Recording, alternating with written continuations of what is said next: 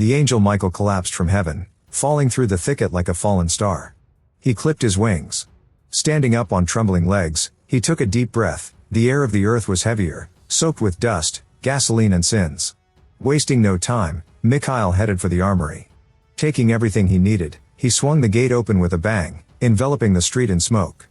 The police rushed to the noise. Sirens wailed, and the police demanded that he surrender. But he knocked the gun out of the first man's hands in one swift movement. The second man froze, his eyes filled with a grim light. From his lips came a voice that did not belong to the man. It declared that the Archangel would be punished. Archangel shot him a glare. Then silently got behind the wheel of the police car and stepped on the gas. Meanwhile, in a small trailer on the edge of the desert, Jeep Hansen awoke from his nightmare. Stepping outside, he breathed in the morning air. Only the wind raced sand across the asphalt. Charlie, a girl with a tired face and a rounded belly, appeared next to him. She didn't want to give birth, so she had tried several times to have an abortion. But always something got in the way. So after giving birth, she planned to give the baby to another family. JIP took care of her, even though the baby wasn't his. A few miles away, in a roadside restaurant, Bob Hansen is trying to fix his TV. In the kitchen, Percy Walker, an ex-military man accustomed to noise but not to mindless wrestling with machinery, paid no attention to his host's grumbling. In the hallway sat the Anderson family, stuck here because of a car breakdown. Howard was saying something quietly to his wife, and their daughter Audrey was looking at her phone, oblivious to the world around her. At the same time, Kyle Williams rolled slowly down the highway, unhappily checking the map. When the faded sign of a roadside restaurant appeared ahead, he decided to stop. The world around him seemed frozen, the dry heat was melting the asphalt. He asked for the phone to call his wife. It beeped briefly, but before he could say anything, the connection was cut off abruptly. Meanwhile in the hall, Bob was grudgingly reprimanding Jeep. His father didn't like the fact that his son kept fantasizing about a relationship with Charlie. Bob was sure that Charlie would never reciprocate him. The young man didn't know what to do because he felt that she would need him. Jeep looked up and saw a strange, black cloud on the horizon. It was slowly billowing, and there was something unnatural about its shape. And then the restaurant began to malfunction. The television, which had been showing only static before, finally broke down. The radio was silent, the phone was dead, the lights were flickering. And then the door opened with a long creak. On the threshold, leaning on a walker, stood an elderly woman. Her face was haggard and wrinkled, and there was a mocking sneer in her gaze. She ordered meat, and then wished baby Charlie, who had not yet been born, a curse. There was silence in the room, but not for long. The old woman didn't stop there and insulted one of the customers. This infuriated the man, and he demanded an apology, but got the exact opposite. The woman let out an inhuman shriek, twisted in an unnatural pose, and then with amazing agility rushed forward and sank her teeth into his neck. Howard screamed, clutching the bleeding wound, and the old woman, writhing in diabolical ecstasy, suddenly sprang upward, climbing the wall like a spider. Her joints crunched, and her mad grin and empty pupils said only one thing: something not human at all was in front of them. The crowd froze in horror, but not Kyle. He acted on instinct. The gun he'd carried for so many years, but never used, now came in handy. While the others came to their senses, not realizing what had happened, Howard slowly settled to the floor, pressing his palm to his bloody neck. They headed toward the nearest hospital, but suddenly the same cloud that JIP had seen rose up in front of them. It wasn't dust or fog, it was thousands, no, millions of insects. The shimmering swarm filled the entire space and rustled. Panic seized them, and they decided to turn back. At that moment, Mikhail appeared. He told them to get ready because a possessed man had appeared here who wanted Charlie's child dead. After that, he handed out weapons to everyone. Soon the possessed appear. Michael, Bob, Kyle and Percy went up to the roof. The first to appear was him, a lanky figure on an ice cream truck. A shot rang out, then another, and the monster collapsed. But that was just the beginning. Behind him, another mob of possessed men moved. Bullets flew into the darkness, smashing into flesh, into bone, but the possessed didn't stop. They surged forward, throwing off the wounded, pushing the fallen, closing in, against all odds. Bob was hitting them, Kyle was shooting, Percy was stabbing, but there were too many of them. In the midst of this chaos, Howard broke free of their grip. He was dragged into the darkness. After that, they retreated. Everyone was exhausted and shaken, and the first thing they asked Michael was what was going on.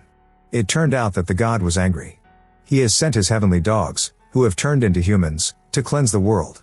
They're going to destroy everyone they can. But there is hope. Charlie carries it in his womb. He himself was ordered to kill her baby, but he refused. Percy and Kyle were on duty on the roof. Bob was preparing food. No matter who was alive or dead, hunger remained hunger. Sandra drank her beer in silence, clutching the bottle so hard her knuckles turned white. Mikhail looks at Jeep, and for the first time in a long time, hope awakens in him. This guy is not a hero, not a warrior, not the chosen one, but he always goes forward, despite the fear, despite the doom. It is people like this who keep the world going, even if God himself is disappointed in them. In the morning, Sandra is awakened by Howard's voice, and she walks to the window. His body is broken, suspended upside down from an inverted cross.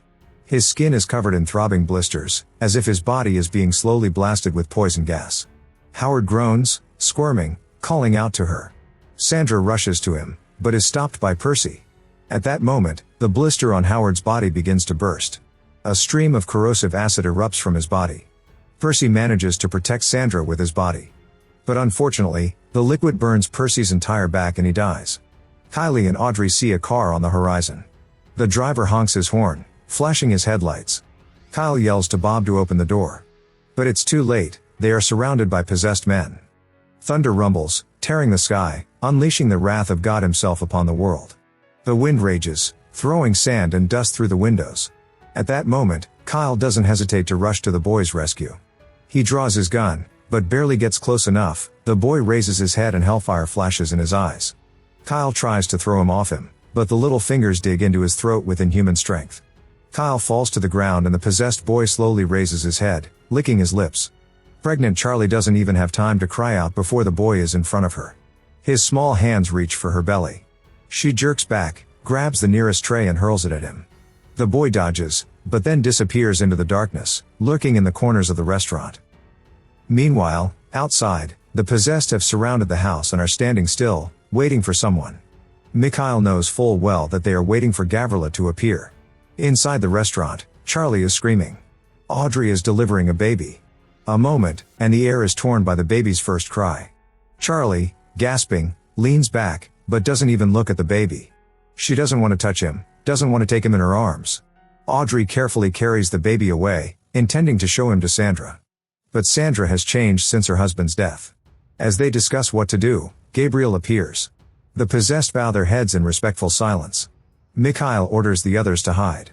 But Sandra thinks otherwise. She snatches the baby from Audrey's arms and runs for the exit. But Mikhail kills him with a shot. Sandra falls, and Jeep rushes forward and catches the baby. And that's when he appears in the doorway. The bullets fired at him freeze in midair and crumble to the floor like raindrops. In one move, he hits Bob, who doesn't even have time to react. The restaurant turns into an arena where the fate of the world is decided. Jeep, Charlie and Audrey head for the car. The possessed don't move from the spot, because as long as they have a child, they can't attack. Meanwhile, in the ruins of the restaurant, the fate of the world is being decided. Michael and Gabriel stand opposite each other, two archangels, two sides of the same coin. One went against the will of God, the other is ready to fulfill it to the last. Their swords flash with light, and the battle begins. It's not just a fight. It's a clash of the elements. They rush faster than lightning, tearing down walls, leaving deep cracks in the floor. Michael is stronger, he almost wins. But Gabriel makes an unexpected move. He pierces himself with his sword, and Mikhail at the same time. Light rips all around him, and Mikhail disappears into it. Now no one can stop Gabriel from getting to the child. JIP suddenly feels a burning sensation on his hands. He looks, and strange symbols appear on his skin, like tattoos that appeared out of thin air. Gabriel attacks their car and it flips over. Jeep and Charlie get out of the car and run. Ahead are the cliffs, the only place to hide for at least a little while. But Gabriel keeps up. And suddenly Michael appears from the sky. His wings shine differently now. God has forgiven him. But Gabriel lost his mercy, he realized that he lost, and vanished into thin air. Jeep and Charlie are alone. They don't know what will happen next. But now they have a purpose. They will find a safe place and other survivors. As long as the baby is alive, the world still has a chance.